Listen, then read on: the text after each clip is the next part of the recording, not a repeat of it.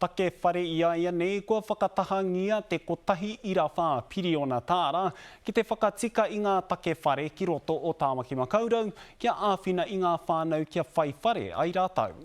Tēnā te rua te kau mano whare ka hangaia ki ngā rohe o Māngere, Puke Tāpapa, Te Onewa, Oranga me Tāmaki.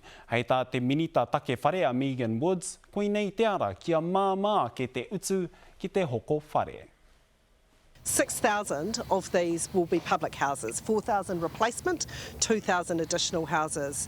The Kāinga Ora has a really important part to play when it's building at this scale in smoothing the market as well, making sure that we do keep building activity going. But what we're also building here are affordable houses, and we know that there is strong demand for affordable housing product.